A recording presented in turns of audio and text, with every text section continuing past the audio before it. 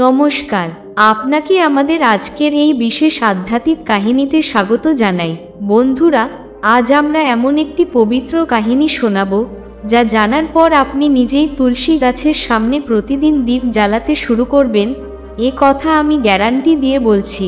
এই কাহিনীর প্রতিটি অংশে আছে ভক্তি, শিক্ষা আর এক গোপন রহস্য, যা ঘরের সামনে তুলসী গাছ রাখা আর দীপ জ্বালানোর পিছনের প্রকৃত মাহাত্ম্য ব্যাখ্যা করে। একদিন দেবী সত্যভামা ভগবান শ্রীকৃষ্ণের কাছে এসে জিজ্ঞেস করলেন, হে প্রভু, আপনি প্রতিদিন তুলসী গাছে জল দেন, আর দেবী রুক্মিণী প্রতিদিন তুলসীর সামনে দীপ জ্বালান। এর পেছনে নিশ্চয়ই কোনো গভীর কারণ আছে। অনুগ্রহ করে আমাকে বলুন, এই পূজার মাহাত্ম্য কি? ভগবান শ্রীকৃষ্ণ মৃদু হাসলেন এবং বললেন, হে সত্যভামা, তুমি এক মহামূল্যবান প্রশ্ন করেছ। তুলসী কোনো সাধারণ উদ্ভিদ নয়। তুলসী হচ্ছেন স্বয়ং লক্ষ্মী দেবীর এক রূপ। তিনি ভগবান বিষ্ণুর অন্তরঙ্গ প্রিয়া, আর তাই আমিও তাকে অন্তরের অন্তঃস্থল থেকে ভালোবাসি। আমি তুলসী পাতা ছাড়া কোনো ভোগই গ্রহণ করি না। যে তুলসী পাতা দিয়ে আমার আরাধনা করে, আমি তাকে পরম আনন্দে গ্রহণ করি। এখন আমি তোমাকে বলি, কেন তুলসী গাছে জল দেওয়া এবং তার সামনে দীপ জ্বালানো এত গুরুত্বপূর্ণ। মন দিয়ে শুনো এই কাহিনী যে নারী মন দিয়ে শোনেন, তার ঘরে চিরকাল শ্রী থাকে। সুখ, সমৃদ্ধি আর সৌভাগ্য কখনো দূরে যায় না। শ্রীকৃষ্ণ শুরু করলেন এক প্রাচীন ঘটনার কথা। প্রাচীনকালে মধ্যদেশে শ্যাম শর্মা নামে এক ধনী বৈশ্য বাস করতেন। তার জীবনে ধন সম্পদের অভাব ছিল না। ঈশ্বরের কৃপায় সমস্ত ভৌতিক সুখ তার ছিল। কিন্তু তার জীবনে ছিল এক গভীর শূন্যতা। তার কোনো সন্তান ছিল না। সন্তান লাভের জন্য তিনি বহু চেষ্টা করেছিলেন, দান করেছিলেন, বৈদ্য ডেকেছিলেন, তপস্যাও করেছিলেন, কিন্তু কোনো কিছুতেই লাভ হচ্ছিল না। অবশেষে একদিন তিনি আশ্রয় নিলেন মহর্ষি বশিষ্ঠের। শ্যাম শর্মা মুনিবরের পায়ে পড়ে করজোড়ে বললেন, হে মুনিবর, আমি অত্যন্ত কষ্টে আছি। আমার কোনো সন্তান নেই। সব চেষ্টা করেও ফল পাইনি। দয়া করে বলুন, কেন এমন হচ্ছে? আমি কি কোনো পাপ করেছি? মুনি বশিষ্ঠ যোগদৃষ্টিতে শ্যাম শর্মার অতীত জন্ম দেখলেন এবং বললেন, হে বৎস, এই জীবনে তোমার সন্তান না হওয়ার কারণ তোমার পূর্বজন্মের পাপ। পূর্বজন্মে তুমি একজন অহংকারী ধনী বৈশ্য ছিলে। একদিন এক গাভী, সদ্য প্রসব করা, ক্ষুধা ও তৃষ্ণায় কাতর হয়ে তোমার দরজায় এসেছিল। তুমি তাকে কিছুই দিলে না, না খাবার, না জল, বরং অপমান করে দরজায় থেকে তাড়িয়ে দিয়েছিলে। ক্ষুধার্ত গাভী সেইখানেই অচেতন হয়ে পড়েছিল এবং তার বাছুর দুধ পায়নি। এই দুঃখে সেই গাভী তোমাকে অভিশাপ দিয়েছিল, এই জন্মে যেন তুমি কখনো পুত্রসুখ না পাও। এই কথা শুনে শ্যাম শর্মা কান্নায় ভেঙে পড়লেন, হায় ঈশ্বর, আমি কত বড় ভুল করেছিলাম। আমি এক অসহায় গোমাতার পাশে দাঁড়াইনি। এই পাপের ফলেই আজ এই কষ্ট। তিনি বললেন, হে মুনি, আমি এই পাপের প্রায়শ্চিত্ত করতে চাই।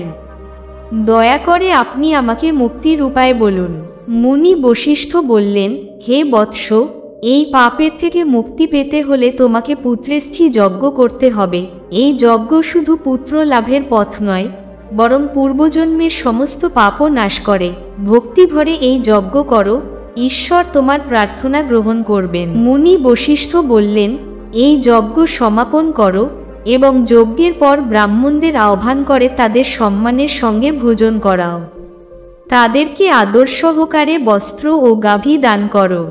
এই কর্ম শুধু যজ্ঞকে সিদ্ধ করবে না, বরং এটি শাস্ত্রসম্মত পথ, যার অনুসরণে তোমার জীবন ধন্য হয়ে উঠবে।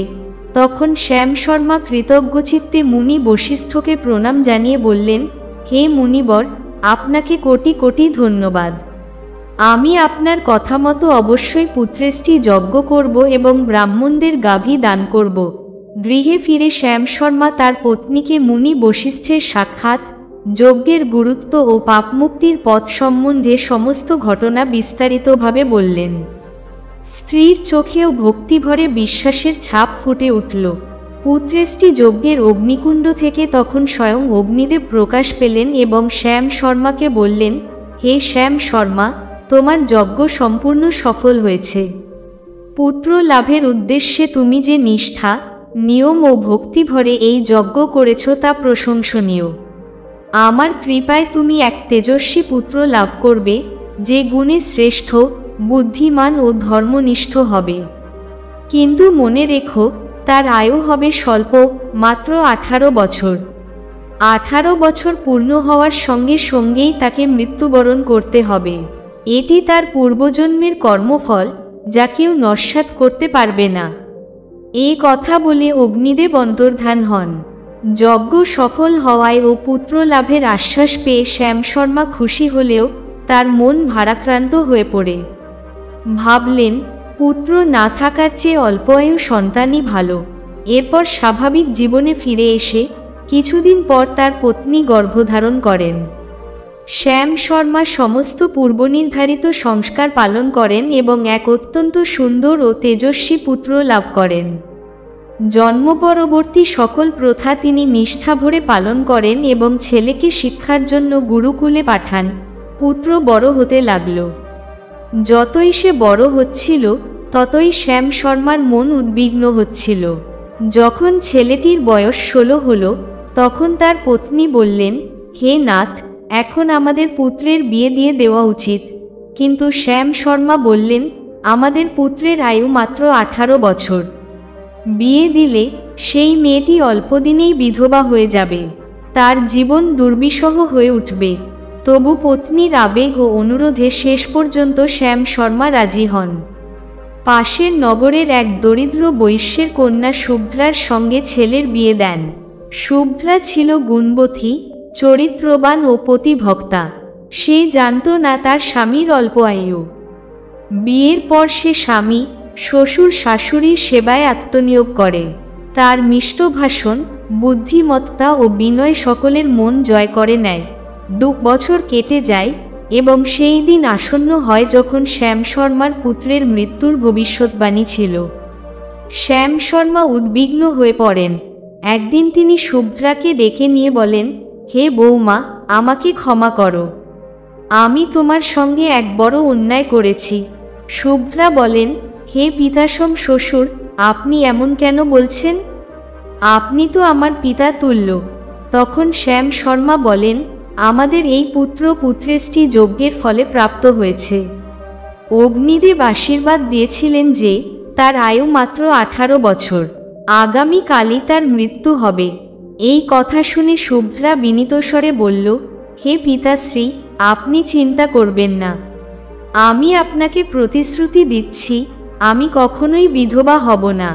আমি আমার স্বামীর প্রাণরক্ষা করব। আপনি শুধু আমাকে একটি প্রদীপ, একটি জলভরা ঘোড়া এবং একটি গাভী এনে দিন। শ্যাম শর্মা খুশি হয়ে সেই 3টি জিনিস শুভ্রাকে দেন। নির্ধারিত দিনে শুভ্রা প্রভাতে উঠে তুলসী গাছকে জল দিয়ে পূজা করেন, তাকে প্রণাম করে একটি লাল চুনরি উৎসর্গ করেন এবং কাঁদতে কাঁদতে প্রার্থনা করেন, হে তুলসী মা, আপনি স্বয়ং লক্ষ্মী স্বরূপা, নারায়ণের প্রিয়া, আর আজ আমার সোহাগের শেষ আশ্রয়। আজ আমার স্বামীর আয়ুর শেষ দিন। বলে শুনেছি আজ যমদূত আসবেন তার প্রাণ নিতে, কিন্তু আমার বিশ্বাস আপনি আমার সোহাগের রক্ষা করবেন। দয়া করে মা, আমাকে বিধবা হবার হাত থেকে রক্ষা করুন। সেই সময় যমদূত এসে শ্যাম শর্মার পুত্রের প্রাণ নিতে প্রবেশ করতে গেলে তুলসী গাছ তাকে বাধা দেয়। সেই মুহূর্তে স্বয়ং তুলসী দেবী সেখানে প্রকাশ পেয়ে যমদূতকে বলেন, হে যমদূত, থেমে যাও। এই গৃহ এখন তোমাদের জন্য নিষিদ্ধ। এই গৃহের পত্নী আমাকে শ্রদ্ধাভরে জল অর্পণ করেছে, আমাকে চুড়ি পরিয়েছে, আর নিজের স্বামীর রক্ষার জন্য আমার শরণ নিয়েছে। তার প্রার্থনা বৃথা যেতে পারে না। আমি তার রক্ষার ব্রত গ্রহণ করেছি। যতক্ষণ আমি এই স্থানে অবস্থান করছি, ততক্ষণ তোমরা এই গৃহে প্রবেশ করতে পারো না। এই বলে দেবী তুলসী নিজের দীপ্তি দিয়ে যমদূতের পথ রোধ করে দাঁড়ালেন এবং স্পষ্টভাবে তাদের ঘরে প্রবেশে নিষেধ করলেন। যমদূত অবাক হয়ে দেখল, নিজে শ্রীবিষ্ণুর প্রিয়া দেবী বৃন্দার সামনে দাঁড়িয়ে। তার মহাশক্তির সামনে যমদূতের নিজস্ব তেজ নিস্তেজ হয়ে গেল। মৃত্যুর যে শক্তি তার ছিল তা যেন নিষ্ক্রিয় হয়ে গেল এবং সে ভয় কাঁপতে কাঁপতে বুঝে গেল যে আজ তার কাজ সম্পন্ন হবে না।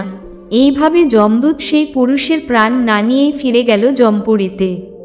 সেখানে পৌঁছে যমরাজকে সমস্ত ঘটনা জানিয়ে বলল, আমি যখন মর্তলোকে এক পুরুষের প্রাণ নিতে গিয়েছিলাম তখনই তার গৃহে প্রবেশের পথে তুলসী গাছ এসে দাঁড়ায়। সেই গাছ থেকেই স্বয়ং দেবী তুলসী প্রকাশ পেলেন এবং বললেন, গৃহের স্ত্রীই তাকে চুড়ি পরিয়েছে আর এখন তিনি সেই স্ত্রীর স্বামীর রক্ষা করছেন। তার আদেশে আমি কিছুই করতে পারিনি, তাই খালি হাতেই ফিরে এসেছি। এই কথা শুনে যমরাজ ক্রোধে অগ্নিশর্মা হলেন। তিনি আর দুই যমদূতকে ডেকে বললেন, তোমরা সন্ধ্যার সময় আবার সেই গৃহে যাও। যখন তুলসী গাছ ঘুমিয়ে থাকবে তখন সেই পুরুষের প্রাণ নিয়ে যমলোকে ফিরে এসো। আদেশ অনুযায়ী সন্ধ্যা নামতেই যমরাজের দুই দূত সুভদ্রার গৃহের দিকে রওনা হল। তখন আকাশে গোধূলির ছায়া ছড়িয়ে পড়ছে আর সুভদ্রা কাপা হাতে তুলসী গাছের কাছে একটি ছোট্ট দ্বীপ জ্বালিয়ে দুই হাত জোর করে প্রার্থনা করতে লাগলেন, হে পবিত্র দ্বীপ, এখন তুই আমার স্বামীর শেষ আশ্রয়। যমরাজের দূতরা তার প্রাণ নিতে আসছে। আমি তোকে মিনতি করছি, যেমন তুই অন্ধকারে আলো জ্বালাস তেমনি আমার স্বামীর জীবনে আশার আলো হয়ে জ্বলে উঠো। যেমন তোর শিখা স্থির তেমনি তার জীবনও অটুট ও চিরস্থায়ী হোক। এই প্রার্থনার পর তুলসী গাছ ঘুমিয়ে পড়ে। তখন যমদূতেরা গৃহের সামনে এসে দাঁড়ায়, ভাবতে থাকে, এবার যাই হোক, আজ এই মানুষটির প্রাণ নিয়ে যেতেই হবে। কিন্তু ঠিক তখনই তুলসীর পাশে জ্বলতে থাকা সেই দ্বীপটি তাদের পথ রোধ করে দাঁড়ায়। আর সেই দ্বীপ থেকে আবির্ভূত হন স্বয়ং অগ্নিদেব। তিনি বললেন, হে দূতগণ, এই গৃহে তোমাদের প্রবেশ নিষিদ্ধ। এই গৃহবধূ আমাকে প্রজ্বলিত করে তার স্বামীর প্রাণ রক্ষার প্রার্থনা করেছে। আমি এখন তার স্বামীর রক্ষক, অতএব আজ তোমরা এখানে কোনো ক্ষতি করতে পারবে না। অগ্নিদেবের এই ঘোষণায় যমদূতেরা আতঙ্কিত হয়ে পড়ে। তারা পিছিয়ে যায় এবং পুনরায় যমরাজের কাছে ফিরে গিয়ে বলে, ধর্মরাজ, আমরা সন্ধ্যার পরে গিয়ে সেই গৃহে পৌঁছেছিলাম, কিন্তু তুলসীর পাশে রাখা দ্বীপ আমাদের পথ রোধ করে আর সেই দ্বীপ থেকে প্রকাশ পায় স্বয়ং অগ্নিদেব। তিনি আমাদের হুঁশিয়ারি দেন যে যদি আমরা প্রবেশ করি তবে আমাদের দগ্ধ করে দেবেন। তাই প্রাণ না নিয়েই ফিরে আসতে হয়েছে। এই কথা শুনে যমরাজ আরও রাগান্বিত হয়ে এবার চারজন যমদূতকে ডাকেন। তিনি বলেন, তোমরা রাতের শেষ প্রহরে যাও, যখন তুলসী ঘুমিয়ে থাকবে, দ্বীপ নিভে যাবে আর গৃহবধূ সুভদ্রাও ঘুমে থাকবে। তখন কেউ তোমাদের রুখতে পারবে না। তার আগে তার স্বামীর প্রাণ নিয়ে ফিরে এসো। যমরাজের আদেশ অনুযায়ী গভীর রাত্রির তৃতীয় প্রহরে সেই চার যমদূত অন্ধকার চিরে সুভদ্রার গৃহের দিকে এগিয়ে চলল। তাদের ছায়া যেন এক একটি মৃত্যুবার্তা, যা বাতাসে থরথর করে কাঁপছিল। এদিকে সুভদ্রা তার স্বামীর রক্ষার জন্য নিজের সর্বশক্তি দিয়ে চেষ্টা করে চলেছে। পূর্ণ বিশ্বাস আর অদম্য আশার সাথে সে গৃহদ্বারে এক লোটা জল রেখে দেয় এবং নিঃশব্দ প্রার্থনা করে, হে জলদেবতা, আপনি তো জীবনের মূল আধার, আপনার মধ্যেই অমৃতের বাস। আজ আমি আমার স্বামীর রক্ষার জন্য আপনার শরণ নিয়েছি। যমদূতরা আমার স্নেহের প্রদীপ নিভাতে আসছে, কিন্তু আমি জানি আপনি মৃত্যু পর্যন্ত থামিয়ে রাখতে পারেন। দয়া করে আপনি আমার স্বামীর প্রাণ রক্ষা করুন, যেমন আপনি এই সৃষ্টি জগতে প্রাণ ধারণের মাধ্যম। এই প্রার্থনা শেষে সুভদ্রা ঘরে ফিরে ঘুমিয়ে পড়ে। যমদূতেরা যথাসময়ে গৃহে উপস্থিত হয়, কিন্তু ঠিক তখনই সেই লোটার ভিতরে থাকা জল তাদের পথ রোধ করে দাঁড়ায়। সেখান থেকেই আবির্ভূত হন স্বয়ং বরুণদেব। তিনি গর্জে ওঠেন, হে দূতগণ, থেমে যাও। এই গৃহ এখন আমার রক্ষায়। আমি এই গৃহবধূর স্বামীর প্রাণ তোমাদের নিতে দেব না। যদি তোমরা প্রবেশ করো, আমি সেই নরকের অগ্নিকে নিভিয়ে দেব, যাতে পুরো পাতাললোক ডুবে যায়। এই কথা শুনে চার যমদূত আতঙ্কে কাঁপতে থাকে এবং একে অপরের মুখ চেয়ে তারা সেই স্থান থেকে পালিয়ে যায়। তারা ফিরে গিয়ে যমরাজের সামনে সমস্ত ঘটনা খুলে বলে, ধর্মরাজ, আমরা যথারীতি সকালে পৌঁছেছিলাম, কিন্তু গৃহের বাইরে রাখা এক লোটা জল আমাদের পথ রোধ করে। সেখান থেকে আবির্ভূত হন স্বয়ং বরুণদেব। তিনি আমাদের নিষেধ করেন এবং হুমকি দেন যে আমরা প্রবেশ করলে পুরো নরক ধ্বংস হয়ে যাবে। আমরা ভয় পালিয়ে এসেছি। যমদূতরা ফিরে এসেছিল, কারণ তারা আর সুভদ্রার বাড়িতে প্রবেশ করতে পারেনি। প্রথম দফার ব্যর্থতার পর দেবী তুলসীর হস্তক্ষেপ তাদের ধৈর্য ভঙ্গ করে দিয়েছিল। রাগে ফেটে পড়লেন যমরাজ। তার কণ্ঠস্বর বজ্রের মতো গমগম করে উঠল, হে যমদূতগণ, এখন আমার আদেশে 8 দিক থেকে 8 প্রবল যমদূতকে আহ্বান করো। এই আদেশ দেওয়ার সঙ্গে সঙ্গেই এক মুহূর্তেই 8 জন ভয়ঙ্কর দানবাকৃতি অগ্নিদগ্ধ চোখওয়ালা কালো মেঘের মতো দেহযুক্ত যমদূত যমসভার সামনে উপস্থিত হল। প্রত্যেকের হাতে ছিল ভিন্ন ভিন্ন অস্ত্র। যমরাজ তাদের কড়া স্বরে আদেশ দিলেন, এবার আর কোনো দ্বিধা বা বাধার সুযোগ নেই। তোমরা 8 জন 8 দিক থেকে দিন রাতের সব প্রহরে চেষ্টা করে বলপ্রয়োগ করে হলেও সেই শ্যাম শর্মার প্রাণ নিয়ে এসো। আমার আদেশ কেউ অমান্য করতে পারবে না। প্রয়োজনে বল, বুদ্ধি, মাইক শক্তি যা লাগে তা ব্যবহার করো। এই আদেশ শোনামাত্রই 8 যমদূত অন্ধকার আকাশপথে ছুটে চলল পৃথিবীর দিকে সুভদ্রার স্বামীর প্রাণ নিতে। এদিকে ভবিষ্যতের আশঙ্কায় পূর্বেই সুভদ্রা নিজের বাড়ির সামনে এক পবিত্র গাভীকে বেঁধে রেখেছিলেন। তার চোখে ছিল ভয়ের ছায়া, কিন্তু মনে ছিল অটল বিশ্বাসের দীপ্তি।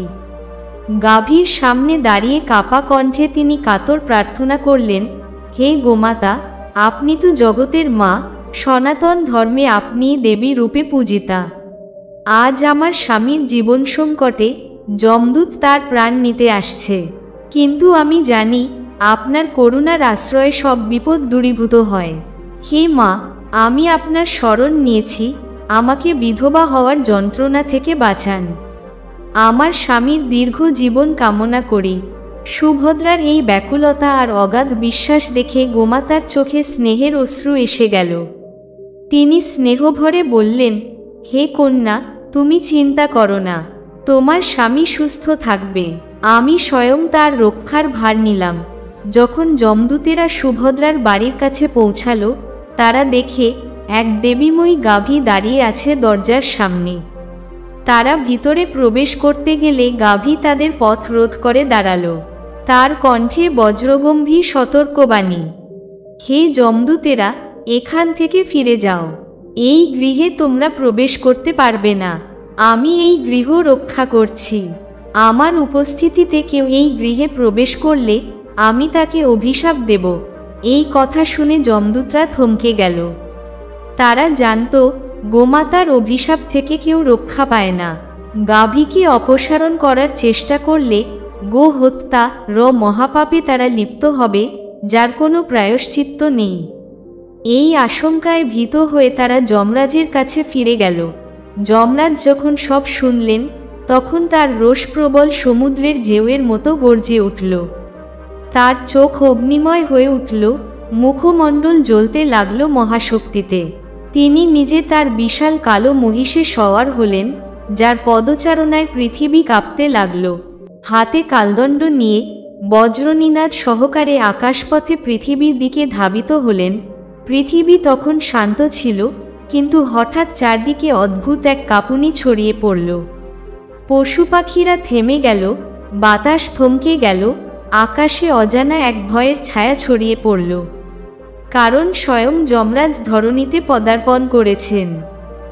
যমরাজকে নিজের ঘরের সামনে দাঁড়িয়ে থাকতে দেখে সুভদ্রা আতঙ্কে কাঁপতে কাঁপতে ছুটে এলেন। তিনি যমরাজের পায়ে লুটিয়ে পড়ে প্রণাম করলেন এবং কাতর কণ্ঠে স্তুতি করলেন, হে সূর্যপুত্র, হে ধর্মরাজ, আপনি 3 লোকের সকল প্রাণীর পাপ পুণ্যের বিচারক। আপনি দয়ালু, ন্যায়বান দেবতা। আমি সধবা নারী, সর্বদা ধর্মপথে চলেছি। আপনি একসময় আমাকে চিরসুহাগিনী থাকার আশীর্বাদ দিয়েছিলেন। আজ আপনি নিজে যদি আমার স্বামীর প্রাণ নিয়ে যান, তবে কি সেই আশীর্বাদ ব্যর্থ হয়ে যাবে? সুভদ্রার এই সরলতা, নির্ভরতা ও অটুট বিশ্বাসে যমরাজ থেমে গেলেন। সুভদ্রার চোখে অশ্রু ছিল, কিন্তু তাতে কোনো ভয় ছিল না। ছিল শুধু অপরিসীম শ্রদ্ধা, সতীত্বের দীপ্তি আর একজন পতিব্রতা স্ত্রীর অটুট ভালোবাসা। কিছু মুহূর্তের জন্য যমরাজ থমকে গেলেন। তিনি সুভদ্রার দিকে তাকালেন, আর তার কঠিন মুখে এক কোমল অভিব্যক্তি ফুটে উঠল। তিনি বললেন, ওহে কন্যে, আজ তুমি এমন এক কৃতিত্ব অর্জন করেছ যা অনেক বড় বড় তপস্বীর পক্ষেও সম্ভব নয়। তুমি নিজে মৃত্যুকে পরাজিত করেছ। তোমার প্রেম, ত্যাগ আর নিষ্ঠা আমাকে গভীরভাবে সন্তুষ্ট করেছে।